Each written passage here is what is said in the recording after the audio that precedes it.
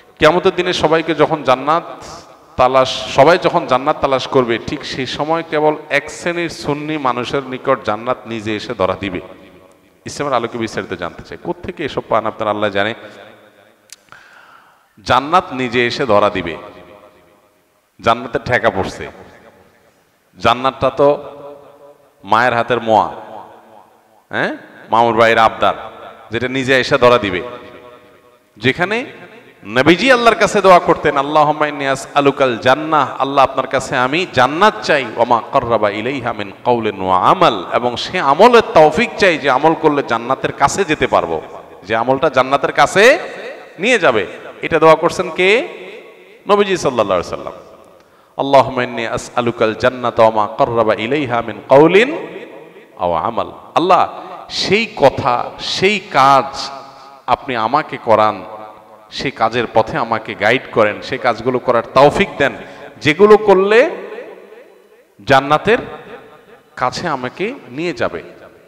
তাহলে নবীজি সাল্লাল্লাহু আলাইহি সাল্লাম জান্নাতের কাছে যাওয়ার জন্য চেষ্টা করছেন, আর এদের কাছে নাকি জান্নাত নিজে এসে ধরা দিবে।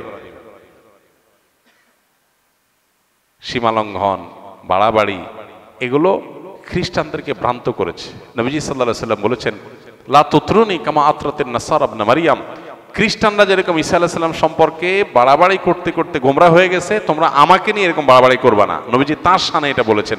তাহলে আমরা নিজেদের ব্যাপারে, নিজেদের আলেমদের ব্যাপারে যদি এরকম বাড়াবাড়ি করি, তার পরিণতি কিরকম হবে? নবীজি সাল্লাল্লাহু আলাইহি সাল্লাম তাকে নিয়েও বাড়াবাড়ি করতে নিষেধ করেছেন, তার মর্যাদা বলতে গিয়ে সীমা ছাড়াইতে নিষেধ করছেন। সেখানে এখন নিজেদের ব্যাপারে মর্যাদা বলতে গিয়ে এই পর্যায়ে চলে যাই, তাহলে কোথায় যাব?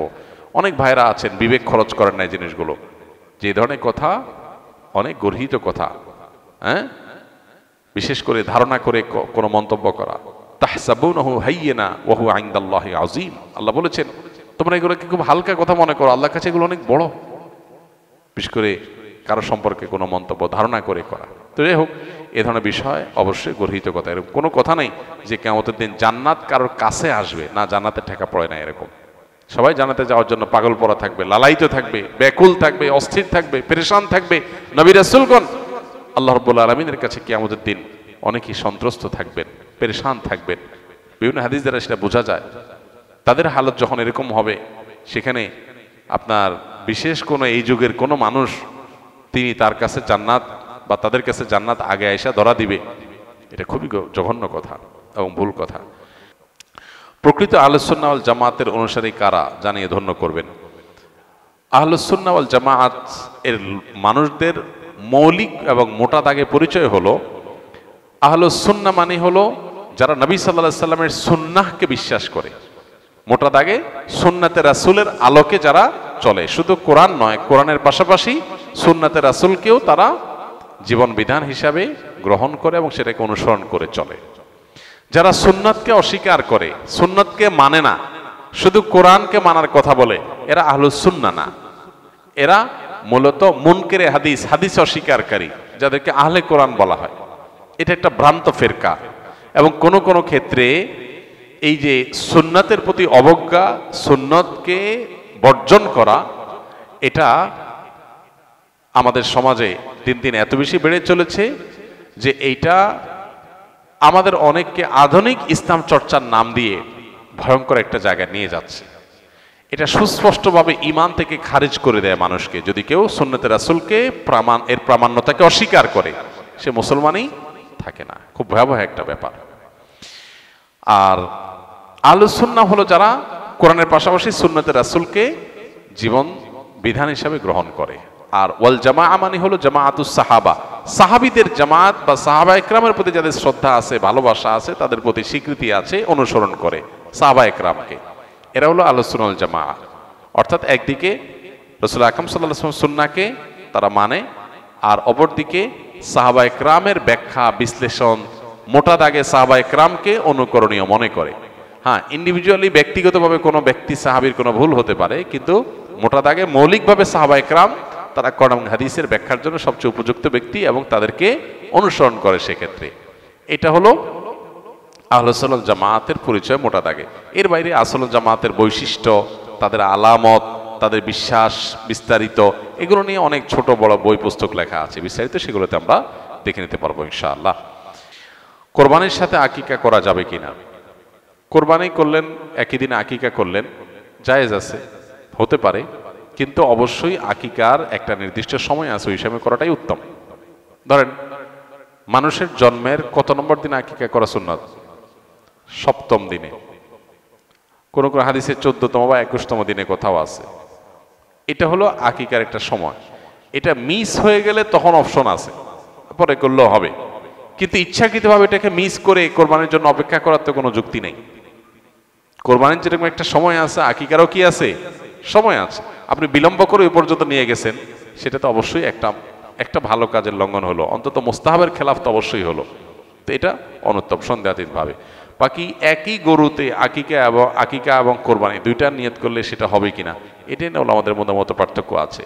সন্দেহের ঊর্ধ্বে উঠতে চাইলে, ইখতিলাফের ঊর্ধ্বে উঠতে চাইলে অবশ্যই আলাদা আলাদা পশুতে করাটা উত্তম। কেবলার দিকে পা দিলে কি গুনাহ হবে?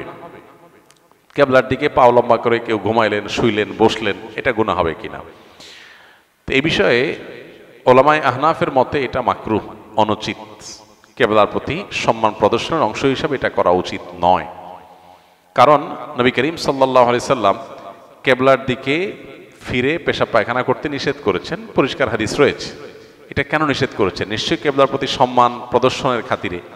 সো পাও লম্বা করে কেবলার দিকে যদি আমরা বসি, তাহলে কেবলার দিকের বা কাবার প্রতি বাহ্যিক দৃষ্টিকোণ থেকে অসম্মান হয়। আমাদের সমাজে কারোর দিকে পাও লম্বা করে বসলে এটা তার প্রতি অসম্মান এবং অবজ্ঞা প্রদর্শন হিসেবে বিবেচনা করা হয়। মোটা দাগে যেহেতু কাবার প্রতি সম্মান প্রদর্শন করা বিষয়টা প্রমাণিত, বিধায় কাবার দিকে ইচ্ছাকৃত কোনো কারণ ছাড়া পাও দিয়ে বা লম্বা করে বসাটাও অনুচিত এবং আদবের খেলাফ। যদি এ ব্যাপারে সৌদি আরবের ওলামায়ে কেরাম তথা অন্যান্য ওলামায়ে কেরামের মত ভিন্ন, তারা বলেন যে না, কেবলার দিকে পা দিয়ে বসলে কোনো অসুবিধা নেই, কারণ কোনো হাদিসে আসলে এটা নিষেধ নাই। কোরআন হাদিসে কোথাও আলাদা করে পেশাব পায়খানা করা নিষেধ আছে, কিন্তু পাও দিয়ে বসা যাবে না এমন কোনো কথা নাই, অতএব এটাতে অসুবিধা নেই। তো দুই পক্ষেরই যুক্তি আছে, প্রমাণ আছে। ইজতিহাদি বিষয়, সতর্কতা এবং অধিকতর নিরাপদ মত হলো যে কেবলার দিকে ইচ্ছাকৃতভাবে পা না দিয়ে বসা, কেবলার প্রতি সম্মান প্রদর্শনের জন্য।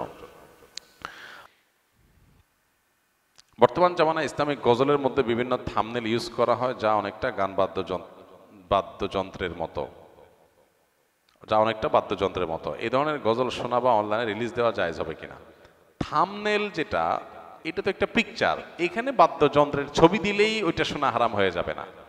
যদি ইসলামী গজল বা গানের কথাগুলোর ব্যাকগ্রাউন্ড সাউন্ডের মধ্যে যদি কোনো মিউজিক থাকে, মিউজিক বাজে সূক্ষ্মভাবে, তাহলে সেটা শোনা না জায়েজ, গুনাহ, শোনা যাবে না।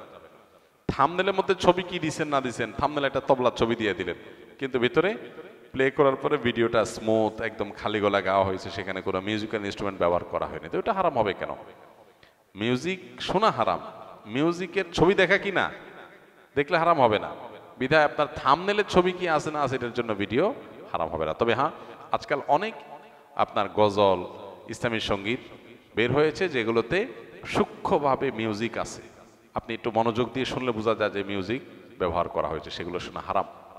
এগুলো আপনার খুবই সূক্ষ্মভাবে মানুষকে হারামের দিকে নিয়ে যায়। আমরা হয়তো ইসলামের কথা শুনে, আল্লাহর কথা শুনে, কোরআন হাদিসের কথা শুনে, ভালো কথা শুনে আমরা এগুলোকে শুনি, কিন্তু নিজের অজান্তে আমি হারামে লিপ্ত হয়ে যাচ্ছি। এগুলোর উপর আমাদের সতর্ক থাকতে হবে। ফ্রেশ খালি গলা গাওয়া হয়েছে এবং সেখানে মিউজিক্যাল কোনো ইনস্ট্রুমেন্টের ব্যবহার করা হয় নাই, শুধু সেগুলো আপনি শুনতে পারবেন। আল্লাহ আমাদেরকে আমাদের তৌফিক দান করুন। জাযাকুমুল্লাহ খাইর। সুবহানাল্লাহ ওয়া বিহামদিহি, সুবহানাকাল্লাহুম্মা ওয়া বিহামদিক।